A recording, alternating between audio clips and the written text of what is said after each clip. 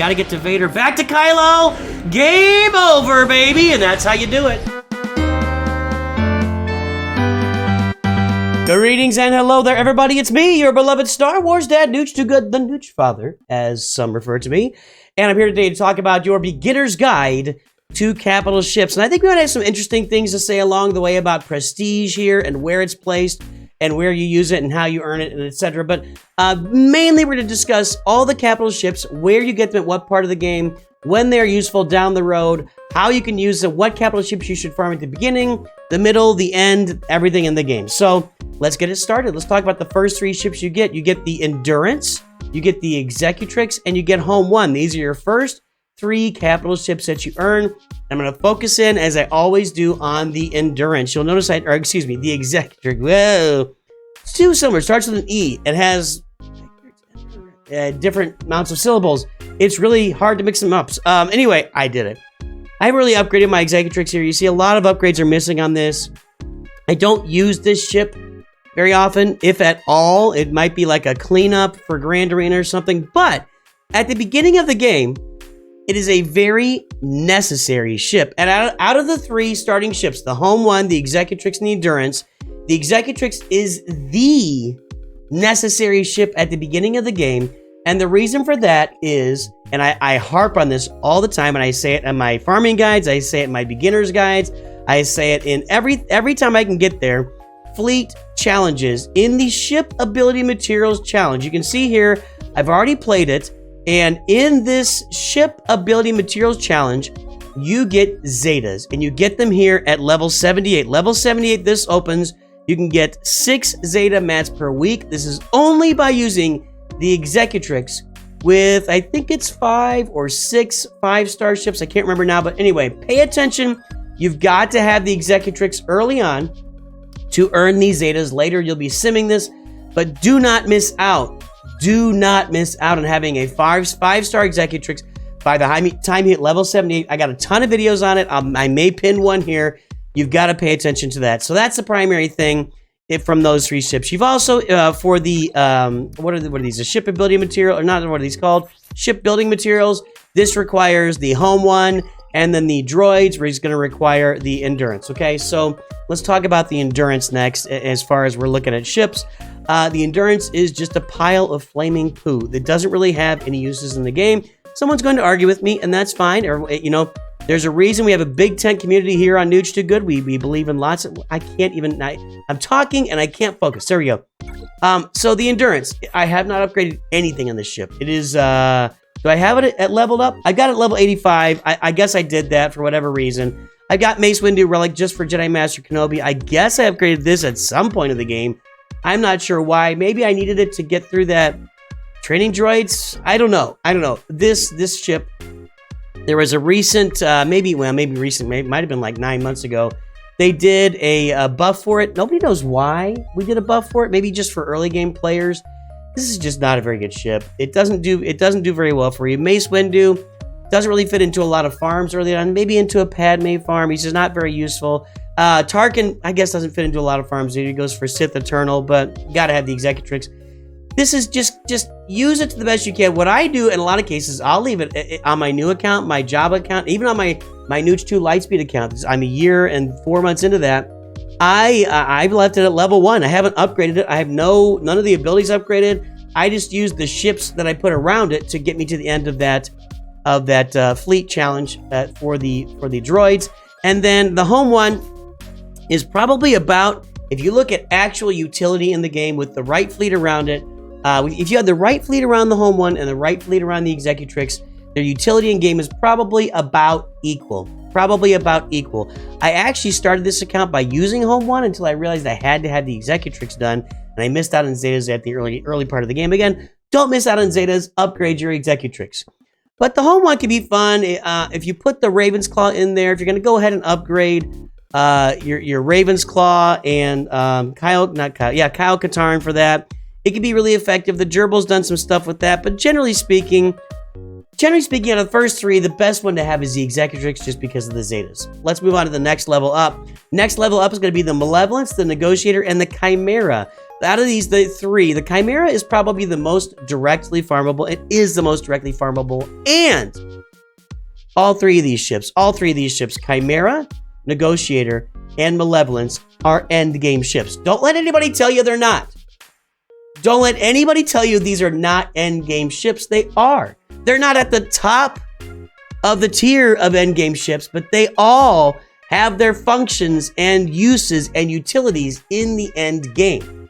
So when I look at Chimera, again, you can farm the Chimera. You've got to have Home 1 at 7 stars, the Phantom at 7 stars, and the Ghost at 7 stars, and another Rebel ship at 7 stars as well. Usually the Millennium Falcon is the easiest way to do it. You farm the Chimera to 7 stars. I will tell you, its biggest use at the end of the game is with TIE Defender, TIE Interceptor. You can counter the Executor, and once you get the Scythe in there, you can actually counter the Leviathan with the Chimera. It's not all that hard, really. It really is pretty easy. So the Chimera counters some of the Galactic Legend ships, as we'll call them, the final ships you get. This is an endgame ship. Even on defense, it can be really kind of difficult to get through if you've already exhausted your other fleets. The Chimera is a great ship to have early on. Thrawn ship is awesome. I would recommend it to everybody. Hey, Negotiator. Negotiator is a tremendous endgame ship. Once you get the Marauder in there, the Bad Batches ship, you can actually, again, you can counter Executor with this thing. I don't know, I don't think it counters Leviathan, but it becomes a really dangerous ship even on defense. If you put it on defense, which is where I usually put it, it could do really awesome things on defense. Now, I'm going to go to the Malevolence, which is a little bit behind the other two right now, but I'd imagine it's going to get a lifter unit this year. We're seeing a lot of Separatist and Phantom Menace stuff right now, Galactic Republic. I think this may get a lifter ship this year. And by the way, the Malevolence in the right setting can beat Executor. In the right setting can beat Profundity. It's just a really good all-around ship. It beats all sorts of the other ships. I think even without Scythe, I think it beats the Chimera. Don't quote me on that. And without the Marauder in there, it definitely beats the Negotiator. It can even do it with the Marauder in there. So Malevolence is a great ship to have. Now, a word about Prestige. Prestige is the ability match you're going to be farming to upgrade your capital ship abilities. And you're going to find it in the Squad Arena store. And once you've farmed all the characters you need in the Squad Arena store, Prestige is what you're going to be farming every day after that. Just Prestige, Prestige, Prestige. You will notice on the Malevolence, on the Negotiator, on the Chimera, I have not upgraded these basic abilities at all. On none of them. And the reason for that is you really don't use them very often. They don't come into play very often. And I have not found that these greatly impact negatively my game at all, throughout playing the game or whatever. So I leave, and I'll tell you what, we're going to get to Finalizer here in a minute. It's even worse. It's even worse or / better. But I have not had negative impacts from not upgrading these basic abilities. Again, you just don't use them very often at all. The damage on them generally isn't very impressive. Even if you upgrade it, it's still not very impressive, and it's not all that important. Like, the main thing about this ability for the Malevolence is it stuns the enemy target. All the upgrades are just damage. And it doesn't do much damage, so it's not really helping. With Negotiator, the main thing here is that it can inflict offense down with target lock, and it grants target ally critical. You can grant somebody critical hit immunity, maybe put it on your tank that's taunting. The rest is damage. It doesn't do a lot of damage. And the same thing here with Chimera. Target ally is called to assist with 15% offense. You're adding offense to the target ally. That's probably the most valuable out of all of them, because you call the right target ally with a lot of offense, and boom, you're doing, like, you call in Darth Vader is TIE, I can't remember what it's called. What is it? TIE Advanced with all this extra offense. Yeah, that might actually make a difference. But I don't upgrade them because I find Prestige to be really valuable and difficult to get my hands on. And that's what I can leave undone in the game. And now we turn our sights to the two capital ships that are required for Galactic Legend farms, the Raddus and the Finalizer. When we look at these, the Raddus is the least utilized of all these, although now with the comeuppance Zori Bliss's ship as a reinforcement, it is becoming much more valuable in the game. It still isn't like world beating, although I've heard it can beat Executor, is that right? Or I'm not sure. But a lot of things can beat Executor these days, although it's not perfect for any of them. But the Raddus, it's got a really cool ultimate ability. See, I don't have the Raddus on this account, but, it does the light speed jump where it eliminates itself and eliminates the enemy capital ship. It's a lot of fun. If you can get the Raddus to this, you can have a lot of fun with it. And I've done some cool stuff with it over time, when, when you have it active on your account, not on this account. But the Radish, generally speaking, is generally only farmed in order to get Galactic Legend Ray. Otherwise, people are not farming the Radish. So if you're going to get Galactic Legend Ray, or you've bought Lightspeed bundles recently, you have the Radish, it's going to be kind of a cleanup ship. You can put it on defense just as a body back there. You might get lucky. People don't understand, if they handle the Radish wrong, it can really do some nasty things. But you have to have all these abilities upgraded too, and that feels like a lot of use of prestige for a little bit of return. But that's my thoughts on the Radish. Hey, the Finalizer. The Finalizer is a solid, straight-up Executor counter, just in its basic format. With the Echelon, TIE Echelon was the very first lifter for one of these fleets. With the TIE Echelon in there, and guys, it's not this basic format because you don't have to farm TIE Echelon for Supreme Leader Kylo Ren, but you get the TIE Echelon, you get Special Forces TIE Fighter in there. I've got a video on it. Maybe I'll post that too. I don't know, or I'll put a link to that. You can counter the Executor with the Finalizer, and that makes it kind of an endgame fleet. They're really balancing out these fleets as much as they can right now, but you can kill the Executor, which allows you to put the Executor back on defense if you have the Finalizer. You'll definitely notice down here, I haven't upgraded any of these. I've upgraded the Hunted, and that's it, to get everybody offense up. And then the passive ability for all the First Order here to its maximum. But these, I don't really rely on these abilities on the Finalizer at all. And as such, I haven't really upgraded them. Once you get past the Hunted, you're not really using the Finalizer all that much. It doesn't come into play. You might just do an AoE, and it doesn't really hurt everybody that much. Even with the extra damage, it doesn't really do that much damage. The assist here, actually, this is not the assist. The assist is the basic. First order, they called us. Yeah, so you can call in a First Order to assist. So I actually use this more than the other abilities, because I can call Kylo Ren's ship, the TIE Silencer, to assist. And you want him assisting as much as possible. When he hits a target-locked enemy, he gains a bunch of offense. If he hits somebody that's over 50% turn meter, he stuns them. If he hits somebody that's under 50% turn meter, he gains advantage. Basically, the TIE Silencer is what drives the Finalizer, and I use almost exclusively Hunted and this basic just to call in the assist from from Kylo Ren on Mass Ship, the TIE Silencer, just to get more and more good stuff from the TIE Silencer, because that is what drives this fleet. So I haven't upgraded any of these here. I have a lot of success countering Executor with Finalizer. You can watch it on any stream, anytime. I got the video, whatever, etc. Now, finally, the 3 Galactic Legend ships, as we call them. They're not really called that, but they are in the final tier of the Journey Guide: the Executor, the Leviathan, and the Profundity. Out of all of these, the easiest one to get, and the one that makes the most sense for early farms, the one that overlaps with farming for Chewbacca, farming for the Millennium Falcon, farming for Sith Eternal, farming for Supreme Leader Kylo Ren, is the Executor. You're going to need bounty hunter ships for this, and you need them for the Finalizers, so it overlaps with Supreme Leader Kylo Ren. You need to get Piet for this. You need to get Darth Vader for this, and do those both those? I think Darth Vader overlaps with Sith Eternal. I can't remember now, but you need them for Sith Eternal Emperor.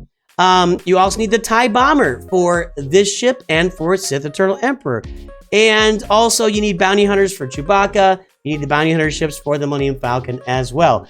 It's just the easiest Galactic Legend ship to get. You notice I have upgraded all of the abilities on this ship because you get a little bit more oomph, a little bit more bang for your buck from these, and just the fact that it's the biggest ship on my roster, or was for a long time. I had it maxed out.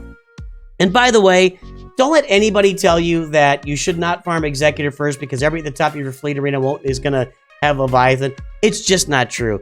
New fleet arenas in the game, or even early fleet arenas, or even mid-game fleet arenas, don't have a lot of Leviathans at the top. And if you can use Executor to climb to one of the top 5 spots, you're going to be looking really good there. Now, I mentioned earlier that ships like Chimera and Finalizer could beat Executor, and that is true. So you could farm those and get them in your roster and beat Executor and climb up to the top of Fleet Arena early on. However, just be aware that these ships are going to drop like a rock. They are not going to be able to hold their spot in Fleet Arena. People are going to pick them off because they're low-hanging fruit. So that's kind of the trade-off for having Executor up there, is it can hold up at higher levels of Fleet Arena so your climb is not super difficult every day. Just be aware of that with Finalizer and Chimera and other Executor counters, is they're gonna drop hard. Hey, Profundity, I don't know that Profundity gets a lot of love out there, and I might be one of those people that doesn't give it a lot of love. I'm going to be farming Profundity on my Neutral 2 Lightspeed account, and probably pretty soon on this account, my Star Wars Dad free-to-play account, just because it is one of those Galactic Legend ships at the end of the game. It's really, really good. Okay, it's really, really good. It's just, I don't know, there's something about it that doesn't get me all giddy, that doesn't get me going. Now, the Admiral Radis team with Jyn Erso on there with all the Zetas and Omicron stuff, that's a great team. A great team for Grand Arena. But Profundity is a great fleet for Grand Arena, for Fleet Arena, for everything. I know there's just something about it that doesn't really trip my trigger or wet my whistle or whatever you want to say. It's really, really good. It's a little more difficult farm. Obviously, you know, you got to farm the Rogue One characters. You know, with Admiral Radis and the Rogue One characters, you do have a team there. Otherwise, they don't really fit anywhere. Those Rebel ships can go with the Home 1 for a while, which can be an okay fleet along the way. Admiral Radis is required at Relic 9 for this ship, so just be aware of that. You have to have a Relic 9 character. That's going to be a little bit extra juice for you along the way, so just pay attention to that. And then finally, the Leviathan. The only reliable counter to the Leviathan is the Chimera with the Scythe. Somebody tell me in chat or comments if I'm wrong about that. I could be. What do I have? Oh my goodness, is this there the whole time? Old Mike in the shot. Old Mike in the shot.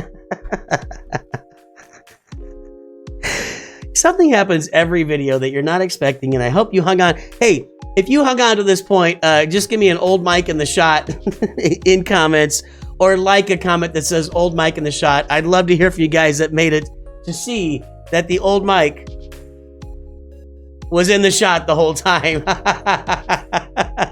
All right. Leviathan is the end game fleet. It requires 2 Relic 9 characters in Darth Revan and Darth Malak. It is everything that you dream it's going to be. It's an awesome fleet. The only counter for it is a Chimera with the Scythe, which means somebody has to have their Grand Inquisitor, which means they also have to have the Scythe farm, which is really your top tier players right now. I'm close to getting a Scythe on this account, which I don't know how close, maybe a couple months, 3 months, I don't know, something like that. Leviathan is an amazing capital ship. It is your longest grind. It is the hardest grind in the game right now. I'm sure we'll have a new capital ship that'll be even grindier in the near future. You've got to get a couple of Proving Grounds / Conquest characters in Darth Malgus and his ship, which I can never remember the name of his ship. It is the, I'm gonna look it up right now. I don't know why it has not stuck in my brain. It is the Fury class interceptor. So these are going to be Conquest and or Proving Grounds. In Fury class interceptor, I think comes to Proving Grounds in a week. You know, so it's a little bit, it's a longer grind for sure to get the ship, and it is an end game ship. You're not going to find new players that have Fury class interceptor and Darth Malgus on their roster unless they've forked over a ton of cash with a ton of crystals to get them on the roster. And I was going to look up something else here. Oh, I was going to look up what's my progress here? Let me go back to my ships and let's take a look at these Empire ships for me, because I think I'm really close, and this is completely a sidebar here. Oh yeah, I'll have Scythe this next round of Proving Grounds. That'll be nice. I'll have my nice little Leviathan counter with my Chimera, and I'll be putting my Leviathan on defense every time, which I do anyway. Anyway, and as far as looking at these ships, if you want to look at what you would do as far as Grand Arena and capital ships, I always put my strongest fleets on defense and try to have a counter for those strongest fleets on offense. That means I've got Executor and Leviathan on defense all the time with Negotiator. If I see a Negotiator on the other side, I'm going to counter it with Malevolence. If I see an Executor, I'm countering it with Finalizer, and I can clean up with something else. If Finalizer is about 80%, it does fail sometimes. And if I see a Leviathan, I just run for the hills because I don't have the fleet to beat it yet, but I will have that very, very soon, as I've just pointed out. Anyway, there is your beginner's guide to the capital ships in Star Wars Galaxy of Heroes. Let me know what you think. Am I missing anything? Hopefully some of you saw Mike in the shot. I will definitely talk to all of you very soon. Have a great day. Always remember, Nooch too good.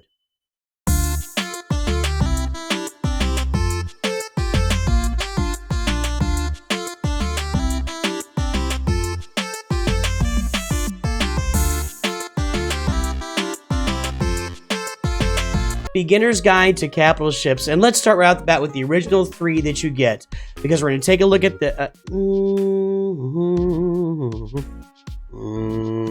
2 capital ships. A lot of you guys ask me all the time, what capital ship should I use? Who should I upgrade? Where should I use it? When? Who will you wear wigs? When you wear wigs? Anyway, it's fucking stupid.